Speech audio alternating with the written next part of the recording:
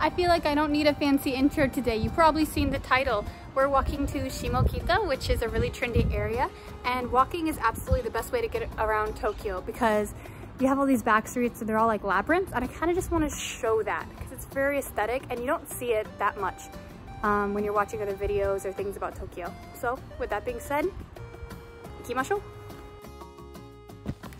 Voiceover Alyssa here, your other tour guide. A lot of times in these shrines, you'll see these paper cranes folded up like this, and it's from the legend in Japan that if you fold 1,000 of them, you get any wish granted. Also, what's your guys' opinion on the whole should you be able to wish for like 1,000 more wishes type of thing? I see both sides. On one hand, it's kind of cheesy, but on the other, genies or whatever mythical beings really should state their terms in service a lot more clearly up front. Also, pro tip, bring a friend. This is my friend Alex. Hi. My favorite New Zealander. Your only New Zealander. But still my favorite. And least favorite too, fun fact. It's okay. If you want a cheap haircut in Japan, you can always find the barbershops by, you know, the red, blue, spinny barbershop pole thing. Does anyone even know what that's called? They're really cheap, although they will not speak English. So, you know, you are taking your hair into your own hands a little bit. And they unfortunately don't do the traditional samurai haircut, which is too bad because that'd be awesome. So you might notice we're kind of in the back parts. It's very like neighborhoods, which is my favorite tip. If you're gonna come to Japan, don't just walk on the main streets. They're loud and annoying. You just get off a little bit onto the side streets and it becomes like a labyrinth maze of all these really cool houses and places, and that's what we're doing. I mean, Google Maps is yelling at me like crazy right now. It's like, what are you doing? It gave you very clear instructions. But once again, journey, not the destination. But we would still like to get there. So. But we would still like to get there, so yes. We found these water bottles. They're just kind of set on the pillars. Place your bets as to what they are for. A lot of houses seem to be doing this. I wonder if they have a service, maybe where it drops them off. There is a reason for them. Okay. I can't remember why. But there is a good reason. There's a good reason. That's all I can tell you. Okay. Okay, we were very smart and decided to use these handy dandy magic boxes to find the reason for the water bottles, which is to prevent cat scratching. What? Usually they are placed in front of plants or doorposts. When the cat scratches a bottle, water sprays out and it scares them. Does that work? I'm a little skeptical about that. When you walk through these neighborhoods, mostly the buildings you'll see are just family houses, and the interesting thing about family houses in Japan is that they're not really built to last. Most houses are only expected to survive for around 30 years, and then they tear them down. So unlike other countries, houses in Japan don't increase in value, they decrease. It's like a new car. As soon as you buy it, it instantly starts decreasing in value until after about 30 years, they just tear it down and build another. You say, I kind of wanted a beautiful blue sky, but this kind of has a cool atmosphere too. It's a little like apocalyptic. This is definitely the scene in the anime right before something invades, you know, like the calm before the storm. So because these back streets are so quiet, it kind of adds like a cool mystic atmosphere, which is very different from how it looks on a sunny day, which is definitely like high school drama anime.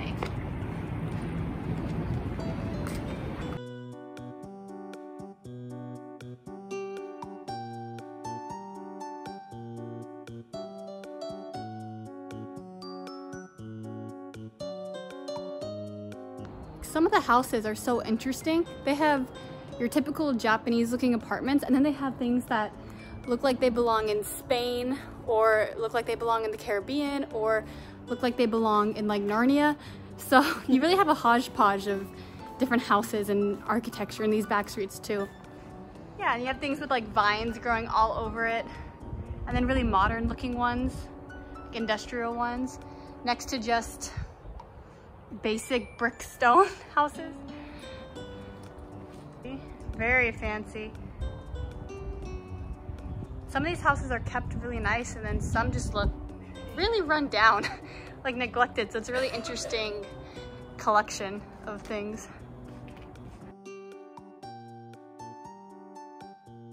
Unfortunately, sometimes in life, you must get back on the road, most traveled, and use that to find your way, because we are a little lost. I turned Google Maps off because it was being really annoying. It was dinging at me, It didn't think I knew what I was doing, so it had to go. But now, as a consequence, follow the path most traveled by, as Gandhi said, I think. We now have to cross this main street here, and as you can see, this is not just any kind of street you could casually jaywalk across. Not that you should ever jaywalk in Japan, of course. So instead, we have to face one of the biggest nemesises you will face when you visit, which is stairs. Yay! Especially the thing about Japan is that everyone kind of knows Japan is famous for not having any trash bins, which it's true, they don't have trash bins, but a lesser known thing is that they don't have any benches. There's no benches. Japanese people don't need them. They've been raised from a young age to be able to walk and stand for hours and hours on end with minimal discomfort. It's quite impressive, really. So my pro tip is that if you really want to sit down and you can't find any benches anywhere, which very likely, to hop into a cafe or somewhere. It's so loud, all the cars, so loud.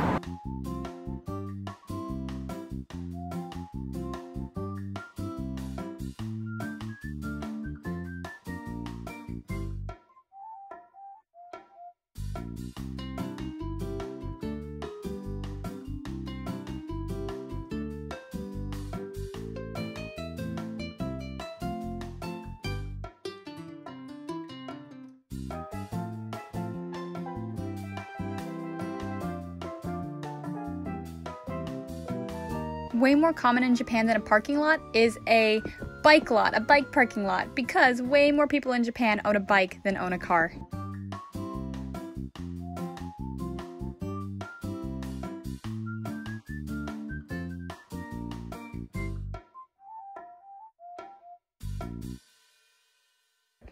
Todoroki, like My Hero Academia, this is where he lives.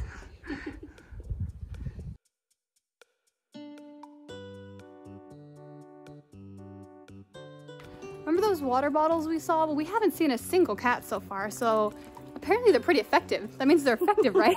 There's no cats. Usually there's a bunch of cats crawling around. Here's this person's post box, but look how narrow this street is. What car can get down here? You'd have to ride a bike to deliver the mail.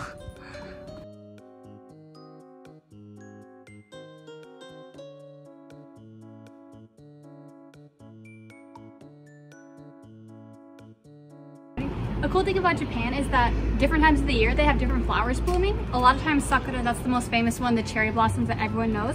But in June, which it is now, you have Ajisai, which are like hydrangeas and stuff, and they just pop up randomly all over the city. So they only last about a month, but it's like they're here to decorate the whole city for a little bit. Ajisai or hydrangeas are just like the cherry blossom trees, where for 11 out of 12 months of the year, they look just like a normal plant. You can't tell that they're actually Ajisai plants. And then for that 1 month, which is June, they bloom all over the city. And they come in so many different pretty colors, pink, blue, purple, well, just those 3 colors, but they are really, really nice and beautiful to look at. And there's pops of color all over the city. I watched a lot of anime when I was a kid, and a lot of those animes took place in Japanese high schools, and I always thought it was strange how in the anime all the high schools look the exact same, like there's no variation. But then I got to Japan and I realized, like, no, that's actually just true to real life. All the high schools in real life look the exact same. Like, look at this picture. Now look at the high school. They're the same. Look again. They look like the same, and most high schools, like 90% of high schools in Japan, look just like this.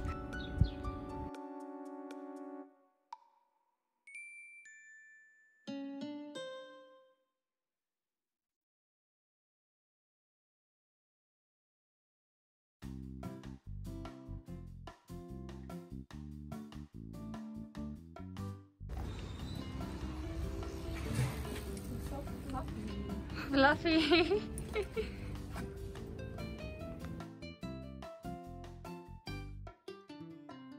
We did it. We have arrived. To the very outskirts part of Shimokita. Now we're gonna go try a cafe that Alex really likes called what? Sunday brunch. Which it's Sunday at lunchtime, so it's perfect. So.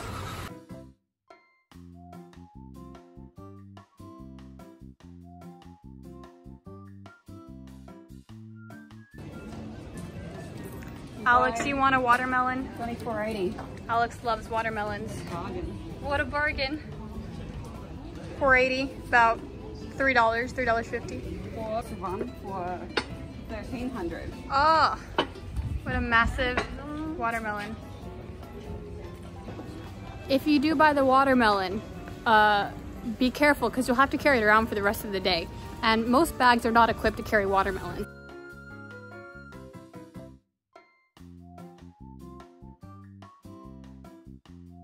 Think that you like, and when we go crash. They're playing Taylor Swift in the streets too. One of the things that Shimokitazawa is most famous for is secondhand clothes, and you might be thinking, oh, secondhand clothes means cheap, ratty, but in Japan it actually means the exact opposite. It kind of means expensive and well taken care of is kind of the nature of secondhand clothes stores in Japan. So you can find a lot of cool stuff, but don't always expect it to be, you know, super affordable. But it will be really well taken care of though. It won't be like disgusting or anything, that's for sure. Alex's favorite clothing is anything with food on it. Yes.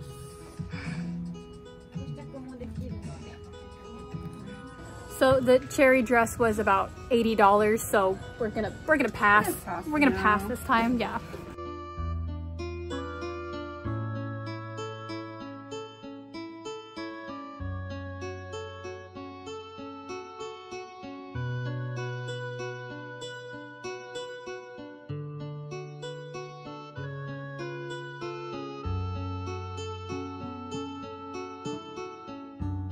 Say we are here.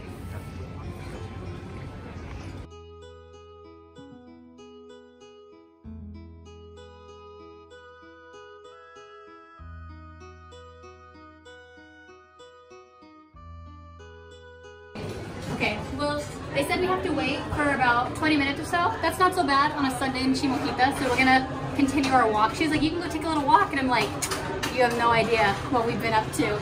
So, we'll continue.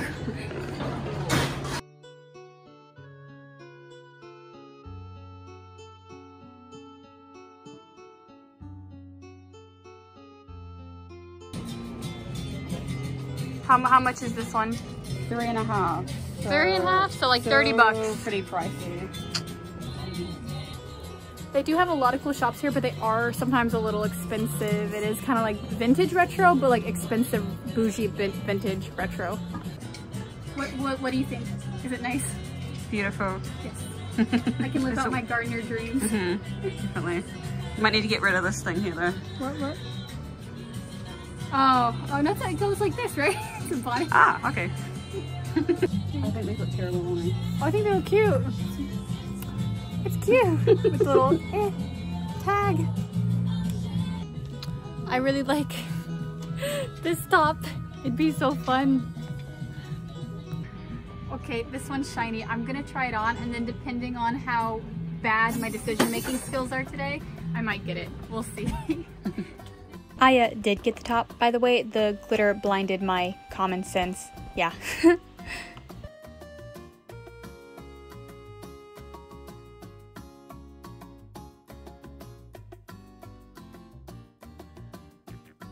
do you pull out? You've hit an artery. Wow. So we're back at the cafe, and I kind of didn't film a second shot of me walking up the stairs again, so please excuse the fact that I am reusing that first initial shot that you've already seen here. Let's just call it a creative decision and move past it. Thank you. Japan is super into themed cafes, and this one is very fittingly themed Ajisai. So the whole cafe is about enjoying the Ajisai Hydrangea season, and all their food and drinks are themed after the beautiful flower.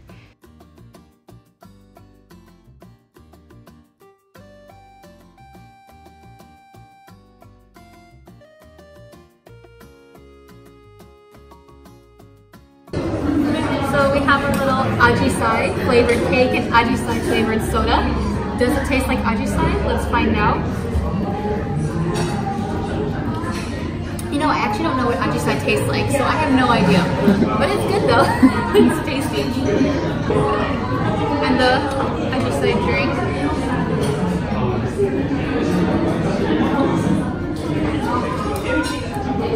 Tastes like flavored soda. Yeah.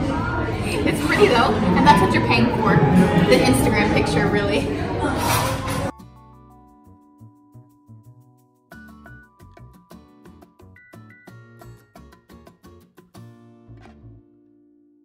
So that was our walk to Shimo and around Shimo. So the moral of today is walking is the best thing you can do in Japan. Now I'm gonna go take a bus because I'm tired. I don't want to walk home. Bye.